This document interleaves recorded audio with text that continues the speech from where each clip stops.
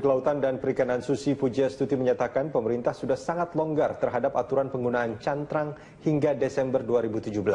Kelonggaran ini diberlakukan meski pelarangan seharusnya sudah diterapkan sejak tahun lalu. Saat hadir dalam puncak peringatan HUT ke-44 Himpunan Nelayan Seluruh Indonesia di Pantai Depok, Bantul, Yogyakarta pada Minggu siang, Menteri Kelautan dan Perikanan Susi Pujiastuti menyatakan sudah dilarang Presiden Joko Widodo untuk berbicara masalah cantrang. Menurut Susi, pemerintah sudah sangat longgar menerapkan aturan penggunaan cantrang hingga Desember 2017, meski ia telah melarang penggunaan cantrang tersebut sejak tahun lalu. Penggunaan alat tangkap cantrang dinilai Susi sangat merugikan lingkungan. Selain itu, menurutnya, penggunaan cantrang juga hanya memberi keuntungan kecil bagi para nelayan, karena hasil tangkapan cantrang hanya mampu meraih ikan kecil yang harganya murah di pasaran. Susi meminta para nelayan untuk menggunakan alat tangkap yang ramah lingkungan. Namun kembali Susi mengingatkan, ia sudah dilarang Presiden Jokowi untuk berbicara soal cantrang. Karenanya, ia harus move on dari masalah itu. Tidak boleh, Presiden sudah bicara, tidak boleh bicara lagi cantrang. Kita harus move on, maju. Yang lain, ikan lain banyak, jaring lain banyak. Di dunia ini bukan cuma cantrang, di dalam laut juga bukan cuma ikan kuniran dan mata goyang. Banyak ikan lain. Di sisi lain, Susi menghimbau agar kebijakan yang dikeluarkannya itu tidak perlu dipolitisasi. Jika dipandang merugikan, bisa mengambil langkah hukum ke PT UN. Susi menegaskan, kebijakan untuk melindungi laut dan nelayan Indonesia yang selama ini ia lakukan, kini telah terbukti berdampak dalam meningkatkan hasil tangkapan nelayan. Adam Mardian, Berita 1, Bantul, Yogyakarta. Pemirsa, kita beralih ke informasi lainnya. Pernyataan tegas Presiden Jokowi terhadap kelompok anti Pancasila dan NKRI diapresiasi oleh sejumlah pihak. Menko Maritim Luhut Panjaitan menyatakan bahwa Jokowi memiliki karakter yang unik. Meski berwatak lembut, namun Jokowi sangat tegas. Sementara Ketua Dewan Kehormatan Golkar Akbar Tanjung menilai sikap tegas Presiden sebagai hal yang wajar jika ditunjukkan bagi kelompok penentang Pancasila.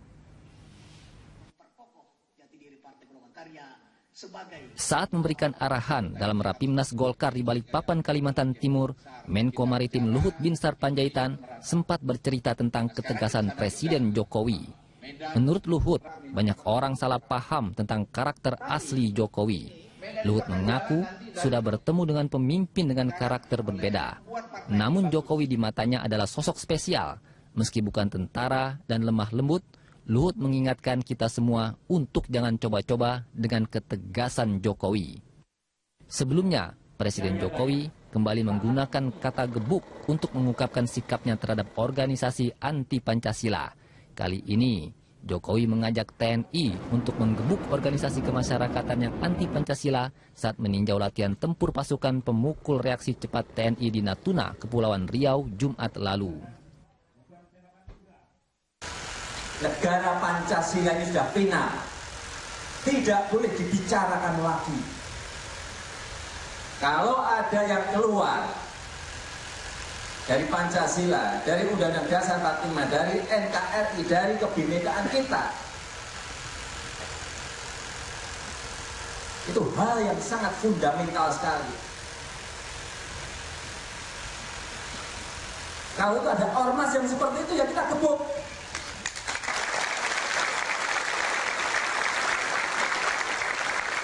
Orang bicara masalah PKI bangkit, komunis bangkit, itu apalagi sudah dinyatakan sebagai organisasi terlarang, ada tabnya jelas sekali. Ya kita gebuk, kita tendang, sudah jelas itu. Jangan ditanyakan lagi. Jangan ditanyakan lagi. Payung hukumnya jelas, tab MPR jelas. Kalau kita masih goyang-goyang, miring-miring, hati-hati. Asing yang senang. Tak hanya Luhut, sejumlah tokoh lainnya juga turut mengapresiasi ketegasan Presiden Jokowi. Ketua Dewan Kehormatan Partai Golkar Akbar Tanjung turut memuji tindakan tegas dari Presiden Jokowi ini. Menurutnya, kehadiran ormas yang tidak sejalan dengan Pancasila yang merupakan ideologi negara sudah seharusnya diberikan peringatan. Pernyataan gebuk dari Joko Widodo menurut Akbar Tanjung merupakan tindakan yang sangat tegas dan ia berharap agar ormas anti Pancasila sudah benar-benar hilang dari negara ini.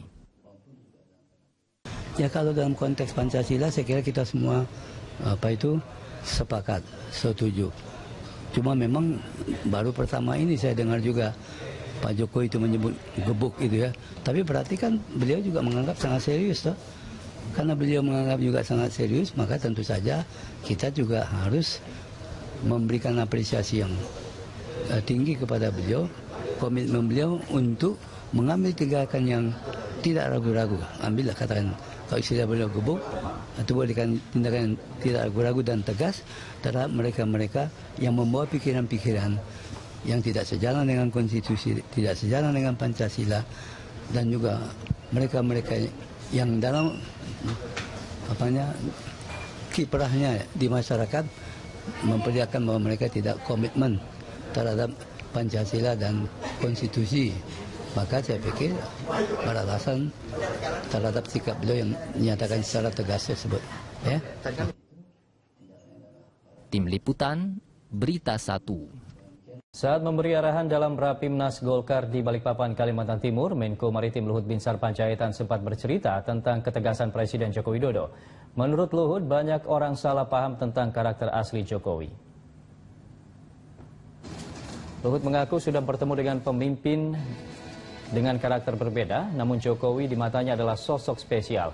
Meski bukan tentara dan lemah lembut, Luhut mengingatkan bahwa semua jangan coba-coba dengan ketegasan Jokowi. Sebelumnya Presiden Jokowi kembali menggunakan kata gebuk untuk mengungkapkan sikapnya terhadap organisasi anti Pancasila. Kali ini Joko Widodo mengajak TNI untuk menggebuk organisasi kemasyarakatan yang anti Pancasila saat meninjau latihan tempur pasukan pemukul reaksi cepat TNI di Natuna, Kepulauan Riau, Jumat lalu. Presiden Joko Widodo menegaskan bahwa dirinya tak main-main atas ucapannya itu, serta tak pilih kasih kepada pihak manapun yang mencoba merusak dasar ideologi negara Pancasila. Jokowi siap menggebuk bahkan menendang organisasi beraliran komunis atau berbasis apapun yang mencoba mengganti Pancasila. Karena hal tersebut telah tertuang dalam aturan MPRS nomor 25 tahun 1966. Negara Pancasila ini sudah final. Tidak boleh dibicarakan lagi.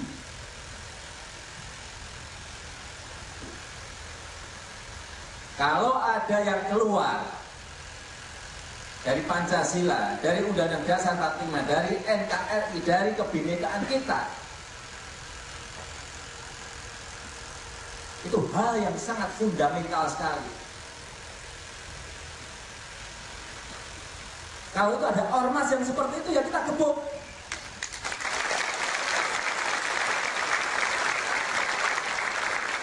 Orang bicara masalah PKI bangkit, komunis bangkit, itu apalagi sudah dinyatakan sebagai organisasi terlarang, ada tabnya jelas sekali. Ya, kita gebuk, kita tendang, sudah jelas itu. Jangan ditanyakan lagi. Jangan ditanyakan lagi. Payung hukumnya jelas, tab MPR jelas. Kalau kita masih goyang-goyang, miring-miring, hati-hati. Asing yang seneng. Lembaga pemeringkat internasional Standard & Poor's akhirnya menyematkan peringkat layak investasi kepada Indonesia. Hal ini sejalan dengan dua lembaga pemeringkat internasional lain dan membuka jalan bagi masuknya aliran dana asing ke Indonesia.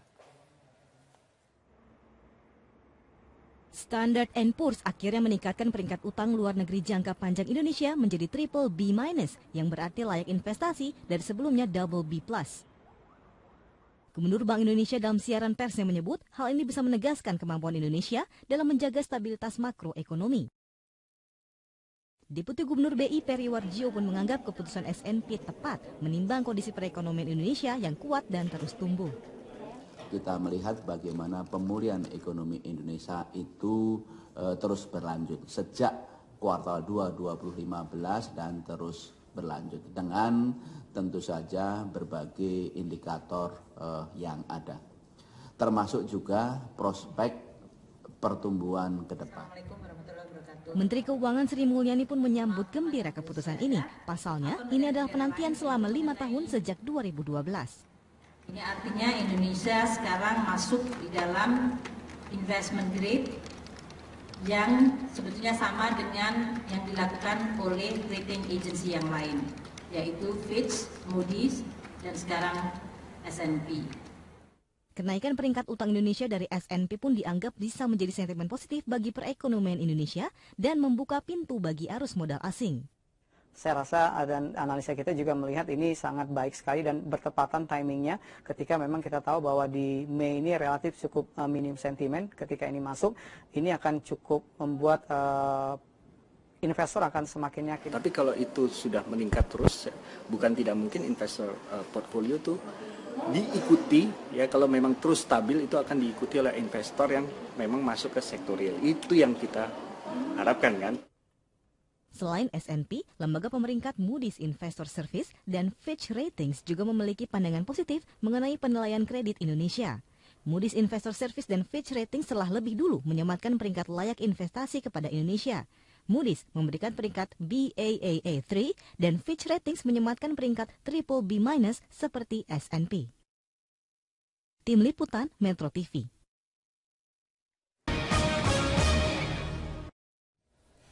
Anda masih bersama kami di Metro Pagi Prime Time dan kami masih membahas apa sebenarnya makna kata gebuk di balik pernyataan Presiden Joko Widodo bersama Prof. Hamdi Muluk, pakar psikologi politik, dan juga Mbak Monika Kumalasari, pakar bahasa tubuh di sini. Saya ke Prof dulu terlebih dahulu. Perlu ditegaskan sekali lagi, Prof, mungkin ini jelas pernyataan Presiden ini bukan untuk merespon isu yang ditujukan ke pribadi Jokowi. Bukan. Kalau secara psikologis gampang kita melihatnya. Waktu isu itu muncul 2014 menyerang pribadinya, respon beliau santai kok. Ya, tidak marah seperti itu tadi. Tadi kan kelihatan betul ekspresinya marah betul gitu ya. Tapi dekat sebentar lagi suksesi 2019 loh, Pak. Iya, bahwa isu itu mungkin akan dipakai lagi dan sederetan isu-isu lain yang sifatnya fitnah itu yang dulu juga dibilang Herbertus, keturunan Cina gitu kan ya. Terus PKI, bapaknya PKI dan seterusnya itu mungkin akan dipakai lagi. Tapi saya kira kan fase itu sudah dilewati 2014 dan itu tidak berpengaruh apa-apa gitu. Tapi setidaknya bagi masyarakat gitu, yang memang sempat kemakan isu itu, masyarakat sekarang sudah menjadi tenang. Wah, presiden saya, presiden kita sudah ada di garis terdepan untuk memberantas tapi bagi kita yang lebih penting sebagai bangsa, Pak, hari ini kita melihat keteguhan sikap seorang kepala negara yang tidak mau bermain-main dengan isu ini. Karena kenapa? Polarisasi dan konflik sosial berbasis agama, suku itu adalah sesuatu konflik sosial yang memang akan sangat mematikan. Kita sudah punya banyak kejadian gitu loh. Ada dulu di Ambon Poso, di Kalimantan juga, ya. Dan beberapa juga balik kepada tahun 50-60-an. Pertentangan menyangkut suku, agama dan ras itu keras, itu menakutkan. Jadi saya kira hari ini bahwa Pak Presiden menegaskan lagi sebuah sikap kebangsaan yang jelas, bahkan sangat jelasnya sekali itu memakai kata-kata gebuk ya. Sebuah ekspresi yang mungkin tadinya populer di tahun 80-an, populer oleh Pak Soeharto. Ini menarik juga. Yang memang ada rasa budayanya ya. Saya dulu waktu itu 80 nggak ngerti itu. Tidak mengenai, bukan bahasa Indonesia resmi kan. Gebuk itu apa gitu loh. Oh, dipukul dengan segitu kan. Menarik untuk diperbincangkan. Coba kita perbandingkan antara gaya bahasa satu frasa yang sama, gebuk, antara Jokowi dan juga Presiden Soeharto. Sama-sama kulturnya Jawa. Namun seperti apa ini pengamatan? Mungkin ya dulu bahwa itu akrab dalam kultur Jawa, iya saya kira ya. Dan mungkin ekspresi itu Mbak Monika mungkin dari Jawa ya. Karena saya sebagai orang Minang dulu juga nggak mengerti itu tahun 80-an gebuk itu apa begitu. Baru belakang dipukul dengan keras begitu ya. Dan wajar juga Pak Jokowi mungkin ya karena rasa Jawanya sama begitu memakai frase gebuk juga sih. Itu tafsir budaya saja lah. Tapi secara kebangsaan ini sebuah sikap tegas yang mungkin memang sangat ditunggu orang menyikapi apa yang terjadi dalam konteks pilkada DKI belakangan ini gitu loh. Dan juga ada menguatnya semangat sektarianisme gitu ya, dan meningkatnya juga eskalasi dari beberapa kelompok-kelompok intoleran ya, yang bertentangan dengan prinsip-prinsip kebangsaan kita itu. Jadi menurut saya sih ini ya memang momen yang tepat untuk meneguhkan lagi sikap kebangsaan di tengah kecemasan kita bahwa ini bangsa akan tercabik-cabik oleh pertentangan yang berbasis suku, agama, dan ras ini. Begitu. Baik, Mbak Monika, ketegasan dari seorang Joko Widodo ini diperlihatkan. Apakah tegas ini hanya semata-mata karena memang hadir di hadapan audiens TNI dan Polri semacam itu atau seperti apa? Ya, jadi kalau seperti saya sampaikan tadi, apa yang sedang dipikirkan oleh Pak Jokowi itu juga yang tercermin dalam ekspresi atau bahasa tubuh yang ini mewakili emosi. Tadi saya sudah sampaikan bahwa dalam hal emosi itu 5 hal, jadi manusia punya 5 channel tadi, semuanya terlihat. Baik dari micro expression, dari body language, dari verbal style. Nah, jadi tanpa harus menggunakan ilmu khusus, masyarakat begitu mendengar kata gebuk, sekarang sudah jadi memetics di masyarakat gitu ya. Soto aja saya jadi soto gebuk gitu kan. Ya, jadi jadi ini adalah pilihan kata yang terkait dengan culture dan ini penuh dengan muatan emosi. Nah, kalau kita mengatakan bahwa sebetulnya berarti presiden kita ini emosian dong gitu ya. Nah, emosi ini dalam konteks kita tidak berbicara mengenai emosi positif dan negatif, tetapi ini membangun nggak?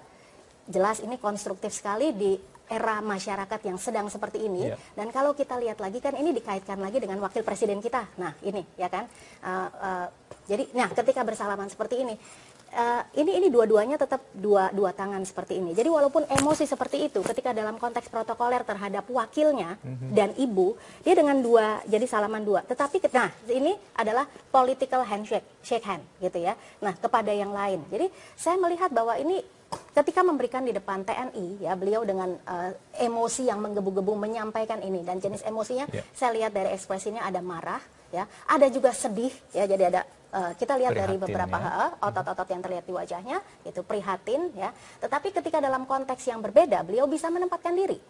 Nah, seperti ini, ya, artinya kan ketika beredar pula di masyarakat bahwa apakah wakil presiden mengantar itu hanya basa-basi dan sebagainya, gitu ya.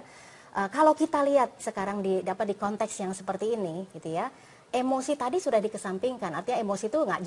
Nah, ya, ini beda, jabat tangannya beda dengan ya. Nah, hanya di sini kita lihat dari body language itu Pak Wakil agak lebih maju, ya.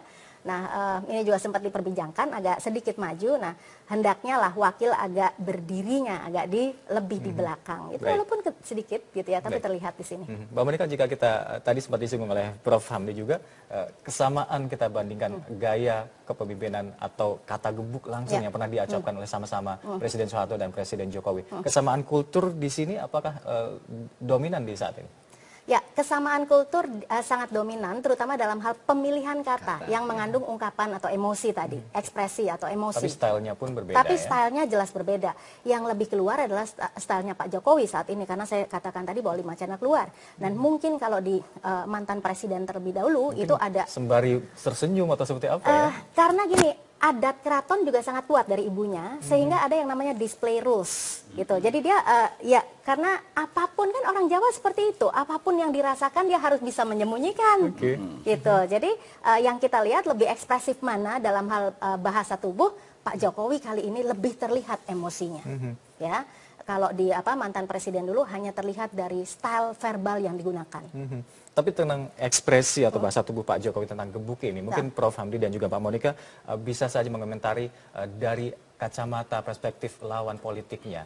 Ada komentar yang lain terkait dengan hal ini? Prof. mencatatnya seperti apa? Iya, kalau tafsiran politik tentang gebuk ini jelas bahwa sekarang Pak Jokowi juga mungkin mengirim sinyal-sinyal politik kepada lawan-lawan politik yang ingin bermain-main dengan isu suku, agama, dan ras ini. Dia bilang, katakan, saya tidak akan kompromi lagi. Jadi kalau Anda mau main-main, dalam tanda kutip itu saya gebuk. Itu maknanya begitu, tegas sekali begitu ya. Tapi kalau kita lihat bahwa misalnya sebagai sebuah sinyal politik ya, perbedaan antara dulu Pak Presiden Soeharto memakai frasa yang sama tapi dengan ekspresi yang lebih dingin, katakanlah begitu ya. Karena Pak Harto kan memang ya the smiling general, tapi sedikit sekali smilingnya itu ya, dan kesannya itu memang lebih angker lah. Zaman dulu tuh politik kan angker sekali. Ya. Jadi sekarang politik sudah lebih cair. Jadi itu konteksnya sudah berbeda.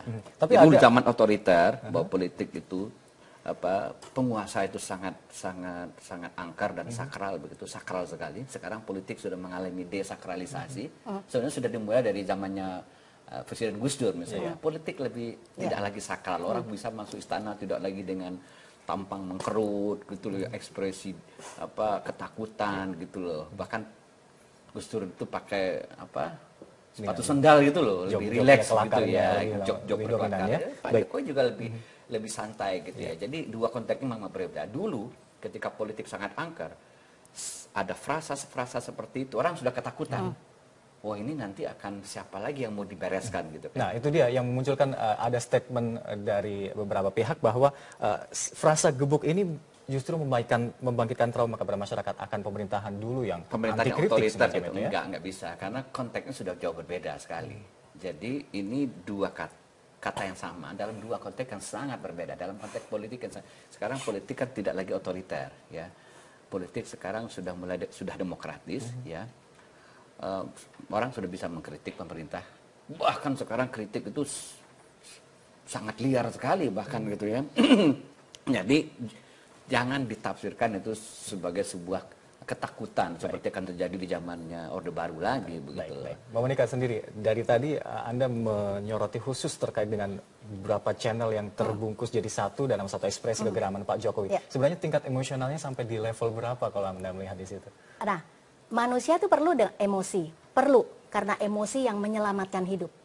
Ya, jadi sekarang memang sudah saatnya Pak Presiden Jokowi kita sudah ya ini kongruen semuanya kan antara apa yang dikatakan dengan apa yang terlihat di tubuhnya gitu ya. Dan relevan dengan masa kini. Dan relevan dengan masa kini. Dan memang kalau kita bicara kembali lagi konteks adalah emosi perlu karena emosi menyelamatkan hidup. Beliau melakukan ini karena passionnya terhadap negara, ingin menyelamatkan negara.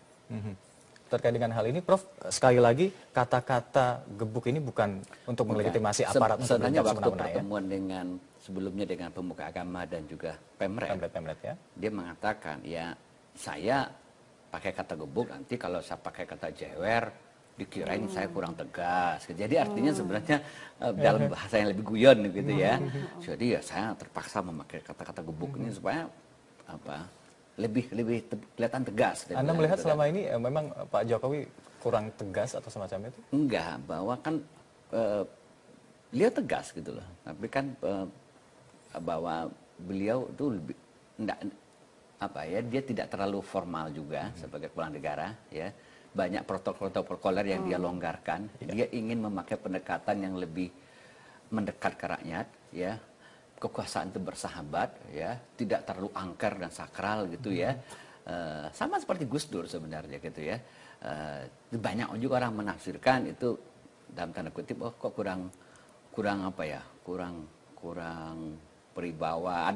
Bukan beribawa sih sebenarnya, bukan kurang keras gitu ya. Ya tapi kan dia mengatakan dari dulu ya waktu dia jadi gubernur DKI juga mengatakan saya mau dekat dengan rakyat gitu loh. Jadi kenapa juga harus saya pasang tampang yang sangar gitu ya. Bahkan kalau kita lihat yang guyon-guyonan soal sepeda gitu kan. Itu kan memperlihatkan bahwa ini mengambil style yang tidak terlalu berjarak begitu ya. Tidak perlu penguasa itu ditakuti begitu ya. Nah, apakah ada sebagian orang mengatakan ini kurang tegas itu? Saya kira enggak juga begitu. Tegas itu kita lihat. Dan bahkan belum pernah kita lihat ya presiden ya yang setegas beliau ini dalam beberapa periode kepresidenan kita gitu ya. Tegas sekali, terutama kebijakannya ya. Saya kira itu yang paling penting. Bukan dari ekspresi ya. Ekspresi gitu loh. Jadi bukan ukuran ketegasan itu dilihat dari ekspresi yang sangar, keras, gitu, angker, nggak begitu. Gitu loh. Tegas itu dilihat dari kebijakannya. Mbak Monika, dicatat oleh Prof sendiri, ketegasan terkait dengan kebijakan-kebijakan tegas, namun ekspresinya tetap saja cair. Di beberapa kesempatan kita lihat, kita sendiri ketawa, lihat kesempatan-kesempatan Pak Jokowi begitu cairnya menyapa para audiens di situ. Bagaimana Anda melihatnya? Ya sekarang ini kan karena eranya kita bisa melihat Pak Jokowi juga lagi potong rambut, ya kan lagi. Bisa lihat semua kegiatan personal ya. Ambil sepedanya. Ambil gitu. Jadi ketika beliau setegas ini orang langsung mengcompare gitu ya. Jadi ya inilah dinamikanya bahwa seorang kepala negara juga manusia gitu ya. Yang kalau sudah menggunakan kata gebuk ya itu adalah lebih punya lebih tinggi gitu ya, lebih otoriter daripada masalah yang sedang dihadapi sehubungan dengan yang digebuk tadi. Tapi statement dan yang kita lihat kemarin dari ungkapan Jokowi ini setidaknya ini bisa memicu semangat nasionalisme dan persatuan yang sempat terkoyak selama pilkada kemarin khususnya, Prof. Ya, saya kira ya ini mengingatkan kita lagi, mengingatkan kita semua bangsa Indonesia bahwa ini sudah final memang betul gitu loh. Berbicara tentang hal-hal di luar itu memang menghabiskan energi. Saya setuju dengan Pak Presiden mengatakan sudah menghabiskan energi gitu loh. Ada yang lagi berbicara tentang negara di luar ideologi Pancasila gitu, menghabiskan energi itu sudah selesai. Dan jangan sampai ini juga dimainkan lagi isu-isu ini di 2019 nanti. Iya, jadi jangan sampai lagi dikaitkan dengan sebuah persepsi bahwa negara tidak bersahabat dengan kelompok-kelompok keagamaan tertentu. Ya? Semua kebebasan beragama sudah dijamin ya. Sebuah kebebasan menjalankan semua perintah agama sudah diakomodasi. Apalagi begitu ya. Bahwa kalau ini format negara kita itu sudah tidak bisa diubah lagi gitu. Ada yang mengatakan ini negara agama A, negara agama B, memang tidak bisa. Misalnya kemarin ada usul bahwa ini negara berbentuk khilafah gitu, Islamiyah seperti yang disampaikan oleh satu ormas yang akan dibubarkan, memang tidak bisa gitu. Dan ini normatif gitu loh, dan masyarakat Indonesia harus paham itu gitu loh. Itu sebenarnya yang ingin dikatakan Pak Presiden. Baik. Mbak Monika, terakhir dari Anda catatan. Ya, jadi dalam hal penggunaan kata, jadi kalau kita berbicara, konteks ini adalah berbicara mengenai Pancasila, NKRI gitu ya, beliau menggunakan bahasa yang lebih hipnotik lagi, jangan berakhir dengan kata bersaudara. Jangan ini kita bersaudara. Saya mencatat ada 7-8 kali beliau mengatakan jangan ditutup dengan bersaudara. Dan apa yang ada di masyarakat adalah pesannya tersampaikan. Jangan ini tetapi ini. Jadi jangan menghujat karena kita bersaudara. Jangan demo karena kita bersaudara. Jangan ini. Dan itu berkali-kali jadi sebuah pattern dari apa yang disampaikan oleh beliau. Jadi masyarakat sekarang kalau kita lihat dari struktur bahasa gitu ya, bagaimana mempengaruhi seseorang dan lain, ini benar gitu. Jadi apa yang ada di masyarakat adalah yang terakhir tuh, kita bersaudara, tetapi bukan si jangannya. Jangan saling memarah, jangan saling menghujat, jangan saling membenci, kita bersaudara. Kita bersaudara. Terakhir pokoknya bilang kita bersaudara. Nah, inilah yang ditangkap bahwa secara ekspresi maupun apa yang ingin disampaikan semuanya inline. Kita bersaudara. Inline dan relevan dengan kondisi saat ini. Baik. Terima kasih Mbak Monika dan juga Prof. Hamdi Muluk telah hadir di studio Metro Pagi Prime Time kali ini. Dan pemirsa, kami masih akan kembali untuk Anda dengan informasi-informasi lainnya. Tetaplah bersama kami di Metro Pagi Prime Time.